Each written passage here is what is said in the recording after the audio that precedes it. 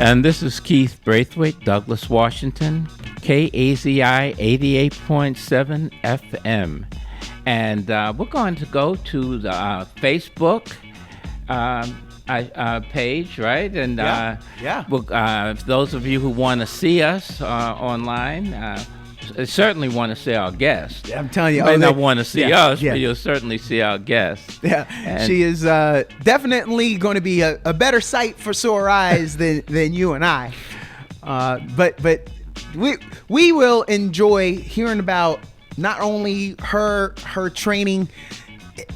I would say she should be a point for our listeners to be motivated by. Okay. When the dog days of summer come and you're taking your kids to track camp and you're taking them to their activities, Keith, I think as a parent, if you got a kid with a little bit of talent or you expect that they could excel, this is what you're shooting for, is that they fall in love with the game, with their activity, and push themselves to their highest heights. And the amazing thing is that she just seems to be all around very good. Indeed. All around very good. So kudos I'm to already her parents. Impressed. Kudos to her parents who raised a mighty fine young lady there. Looking forward to it. I'm going to wait and see as soon as we have our connection. As soon as everyone's on, we'll let everyone know with that. Hey, Keith, what is your favorite track event and then field event? In the track, I would say the 400 meters. What? And the reason for it, the 100 is sketchy. If you don't get off to a good start, but as fast as those guys are, sir, you can lose it. Now, Bolt didn't lose it very much. No. Because he didn't have the fastest start, but he did have the fastest middle of the race and fastest finish. But I would say that the 400 meters, because it evolves, you're almost running full speed.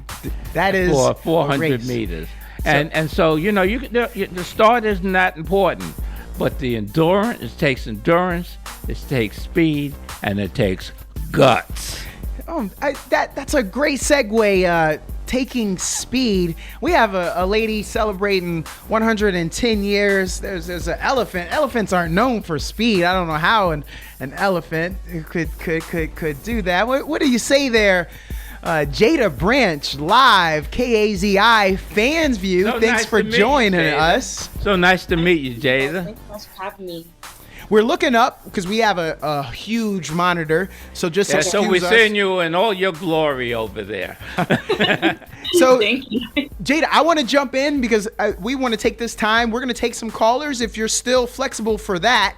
And then, of course, I can't control the man to my left. So he whatever he comes up with, whatever little nuggets you give us, if he's got that question, we go in there too, whether we get a caller or not. When did you fall in love with track and field?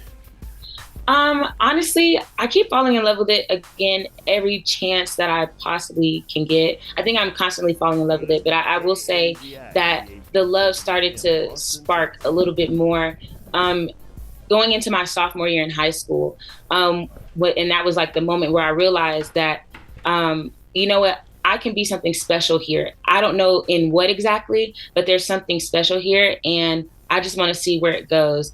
And for a little bit, that love kind of started dying off, but it wasn't until 2021 that love really reignited itself. Brought itself to the surface again. So what made you decide on your specialty? Well, really, it was my coach in high school, my freshman year in high school, and she was just like, you're coming with me. You know what triple jump is? I was like, no, I don't. She was like, you're coming with me. I was like, okay, yes, ma'am, I'm coming. In high school, after you get your lunch tray, when you walk into the cafeteria, what table or clique are you sitting with and why? I need to know something about you. Okay, so I would go to the lunchroom and I would get my food. Either I would go off campus and like get my food, or I'll go to lunchroom and get my food. But I would always go back to the nurse's office. Like I would go sit in her classroom, and that's where I would just go eat my office. So you're kind of a solitude person. Yeah. Something like that. Yeah. Like it was like a few of us, like some of my classmates, and there were a few of us who would eat lunch in there. But it was just kind of more serene in there, a little more quiet, not too rowdy. Like if we were to go off campus to get food, we'd come back and just chill until like we go back to class. And Okay, so let's talk about your school a little bit. Appalachian State. yes, sir. Yes. Okay, tell us how it was as a female, an African American female, and I'm sure that you're a minority there at Appalachian State.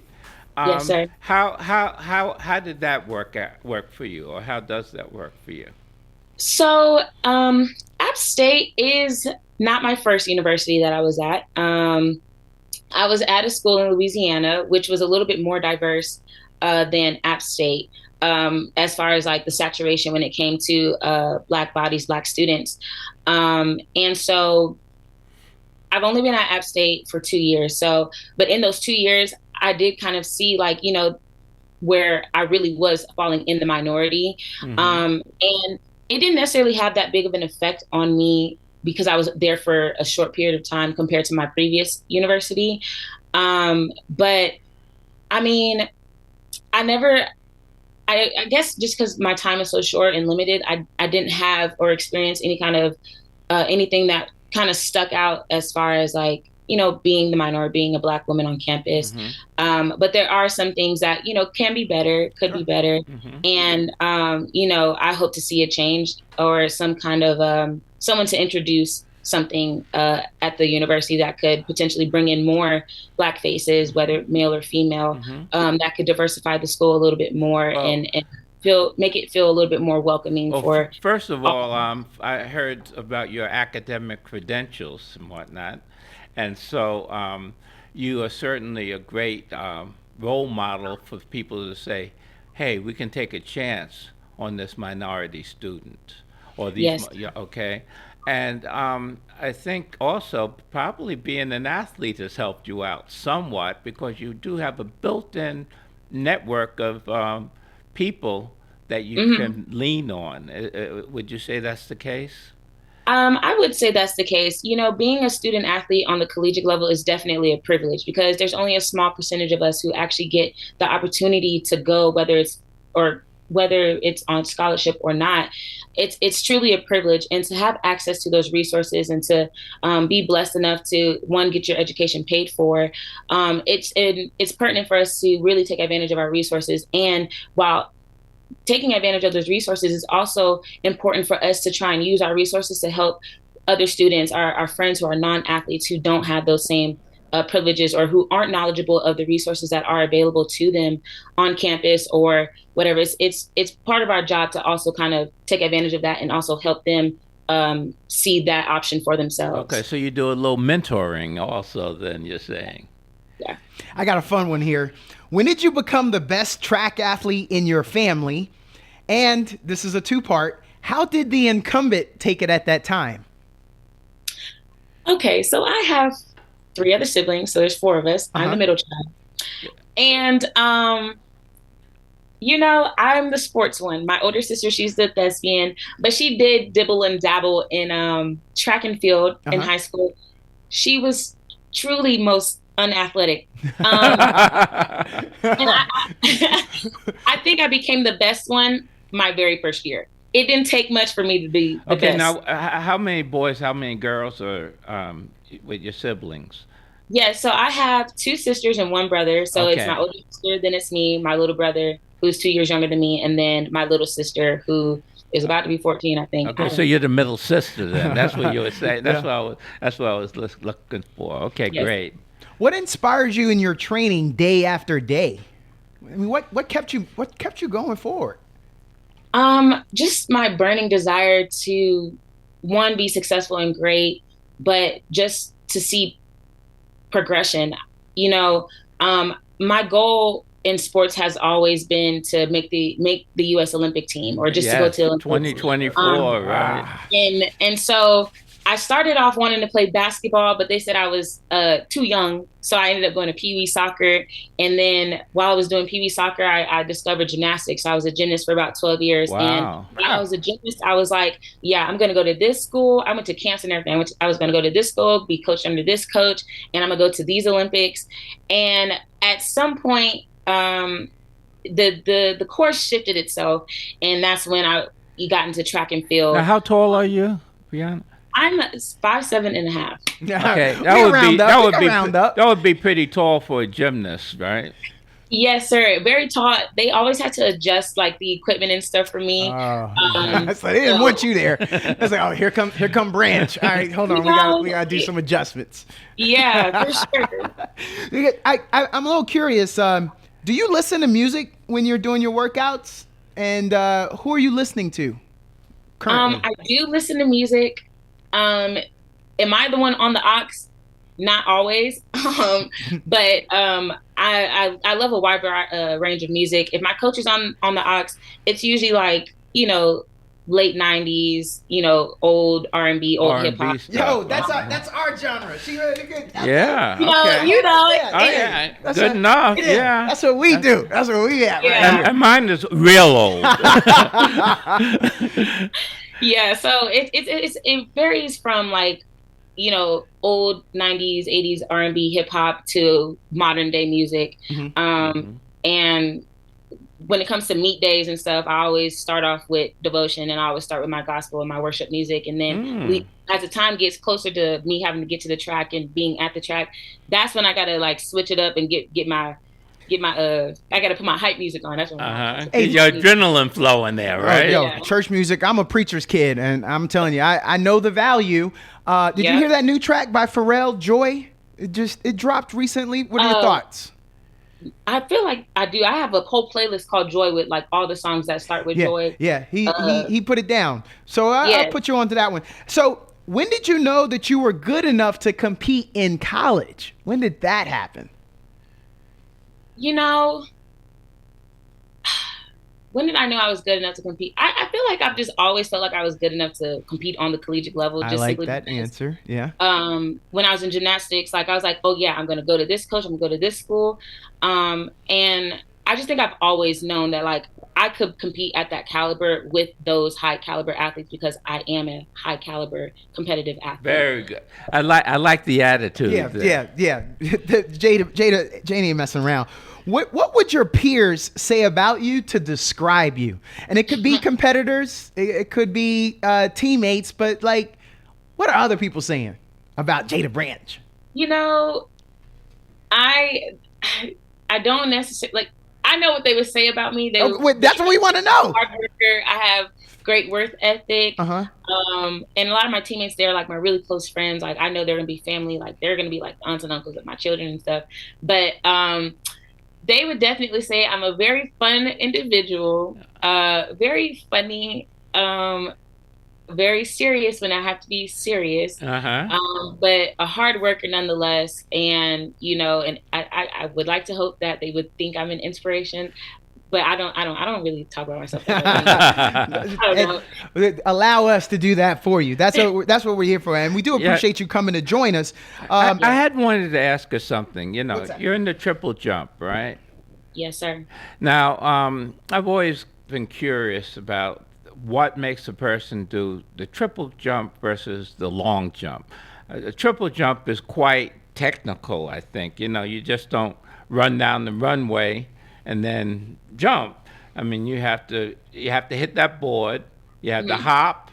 You have to step, and then you have to jump. So you're going through 2 iterations before you actually do a long jump. Okay. Yes, sir. So, did you ever do the long jump? Number one, and number two, if you have, what was the difference between doing the triple jump versus doing a long jump? So yes, I do. I also do long jump, but triple jump is my bread and butter. That's my money. The difference between besides the obvious, there's 3 phases in the triple, and then long jump is just a sprint down the runway. The difference is more so just the. I have to really. I gotta switch hats. Yeah. I'm trying to think. When you're doing long jump, you want to use your momentum in both jumps coming down the runway. Sure. Yeah. And a lot of long jumpers, they're also very great short sprinters. So it's a little bit more speed based. Whereas like triple jump is speed based with The technical aspects of it, right? Yeah. yeah. Okay. Mhm. But when did you do something that blew your mind? Like, I jumped 44 and I had no idea I was going to be able to do that, or I jumped 45. When did you do something that blew your mind? And it doesn't even have to be track related. But is there a highlight moment thus far in your life that even to this day, when you think back about it, gives you chills or goosebumps? I'm a little curious about that. Um, if I have to say track related, I would say something that blew my mind was getting my last jump in to qualify me for the national championship this year. Ooh. On the very last jump, like I made it in, Nail biter. Wow. got the last spot, and I made it in, and I finally qualified. But something that really just blew my mind, I would have to say, taking the leap of faith and transferring, going into my senior year of college. Okay. Okay. Yeah, that's a big move. I mean, you're leaving your comfort zone and everything, and going and meeting new people, new challenges, new coaches. That's got to be daunting. Honestly, it was daunting, but it was necessary for my peace and my happiness because of because of where I was at in my season in my life. I needed a change, and I was scared to make that change previously, but I had to have that push. God had to push me and tell me just jump. So I just jumped, and that's right. No pun intended. Yeah, I was thinking about that was a nice pun. That was a nice Jumping Jada Branch. I mean, it fits. If there's got to be anything, what are some changes you'd like to see at the top levels of track and field at the college, university level? Some changes. Yeah. Some changes that I would like to see. I would like when it comes to track and field, I would like for there to be more, I guess you would say TV time. People say TV time, but I would like there to be more coverage showing all of track and field, whether it's D1, D2, D3. Like, there are some amazing athletes that are in the sport, and there are some amazing human beings, and that's one thing that I would like to see more coverage in that aspect. And then also in general, we're starting to see, like, in the sports world where, talk about mental health and, really taking care of the overall athlete, and wellness of that. We're starting to have the conversation a little bit more, but I would like to see a little bit more progress and a little bit more, a little more advocating in that. For those who are just joining us, we are talking with Jada Branch. Jada Branch came here to Austin, Texas, competed at the Division I NCAA Track and Field Championships, finished top 20. She is a 2017 AAU national champion. She is 2017. You won the Junior Olympics championship. I mean, yes. and aside from all that, she's Dean's List. She got the Conference USA Commissioner's Academic Excellence Medal GPA for 3.75 or higher. Keith, I don't even think I got that one semester. I hear you. I hear you. I don't even know how. I can't understand why people don't hate you for all that. You ain't supposed to be the total package. Yeah, exactly. No weaknesses here. But that's something I'd like to kind of segue into. What is your legacy after track and field for your family? For well, they're so early. Well, she can't stay in college forever. No. And with your time, because you just graduated. I did just graduate. I'm actually getting ready to go into grad school, so that's exciting. Congratulations. Where will you be? Where will you be going? Or are you? Nutrition, public health. Okay. What school?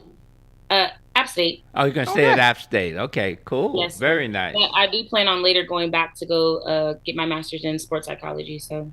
Oh, okay. Okay. So, do you have any other talents aside from the gymnastics really threw me for a loop. Any other talents that you'd like to be known for? Because, you're more than just jumping, Jada. No, I'm not. I actually am a baker and a cook. I cook and I bake. Huh? I started a business during the pandemic.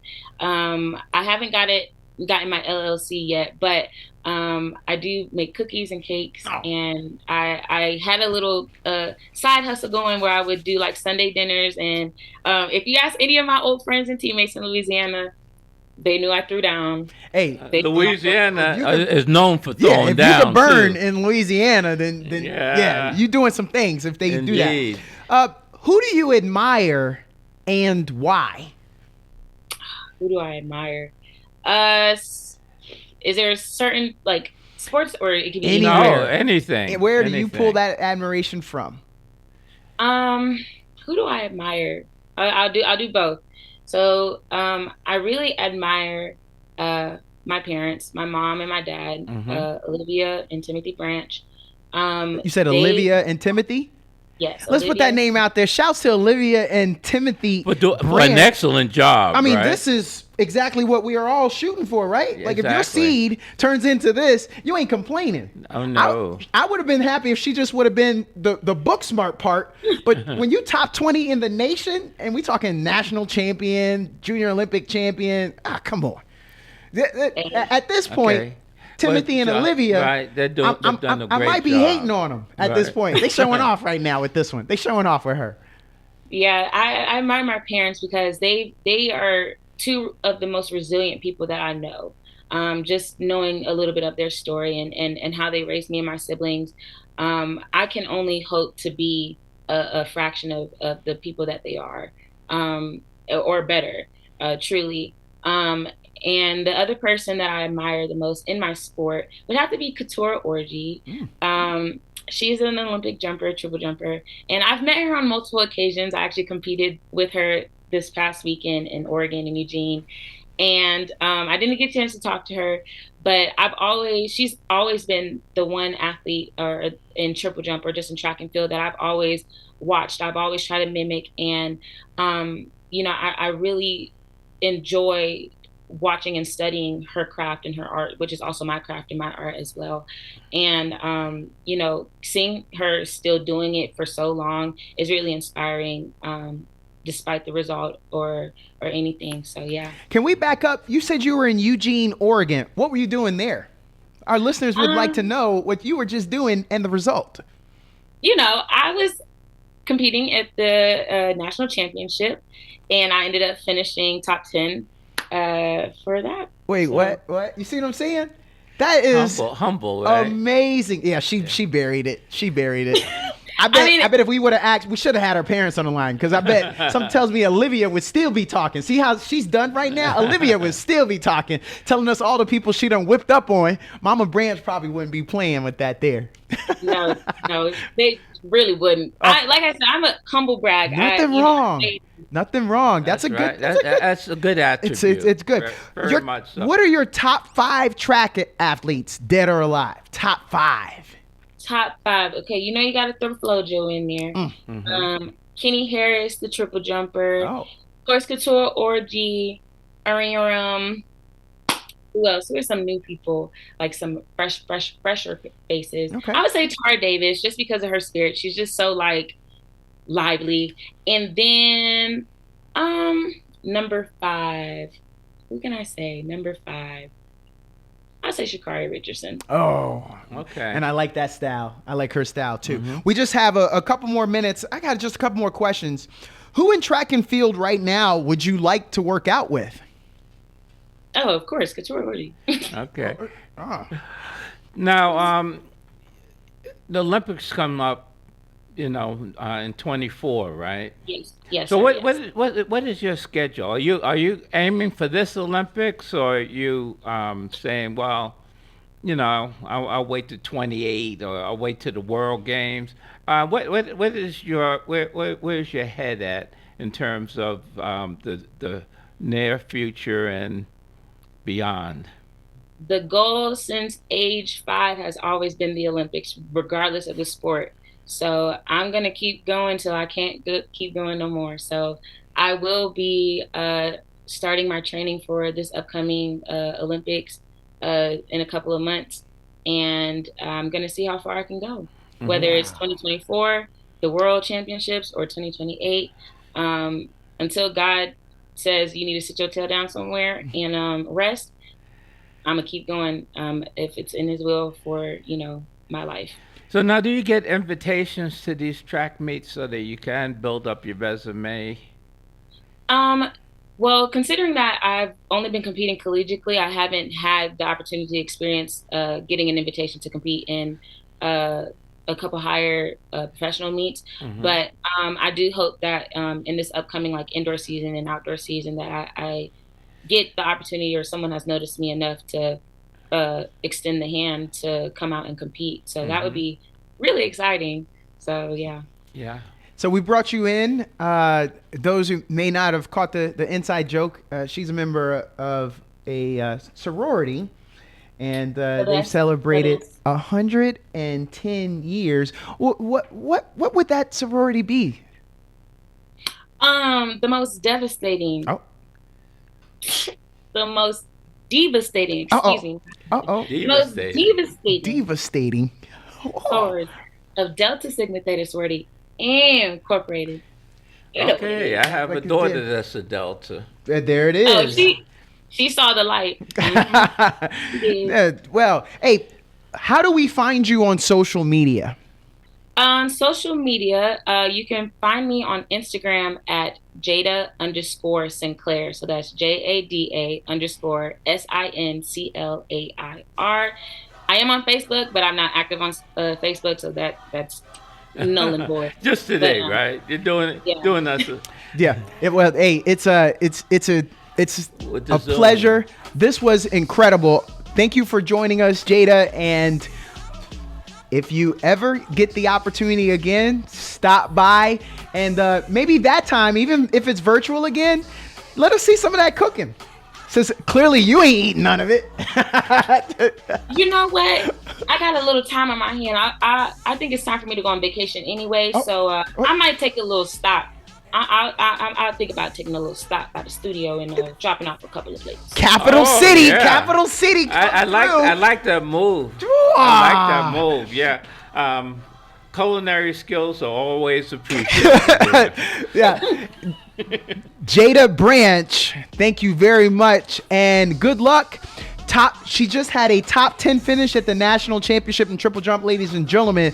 KAZI Fans View, we welcome all and every opportunity to have amazing young men and women like yourself. So Yes. thank you for doing this. You're an inspiration. Incredible. Even to me as an old geezer, but, I think you should be an inspiration to the young ladies out there Amazing. who are really making strides. Yeah. I mean, there was a time that back in the day when dinosaurs roamed the earth, and that women had no opportunity at all.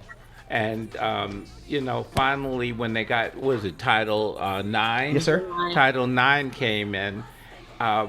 In all sports, women pretty much have surpassed men in terms of being able to achieve international status.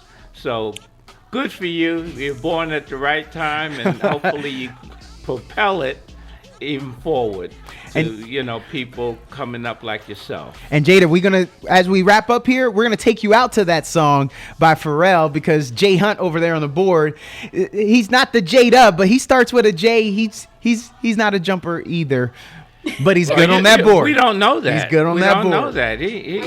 He's wiry. Man, why did you, of all people, you take up for? Thank you, Jada. KAZI Fans Thank you View. so much. Have a great rest of the day. Thank you. You too. All right.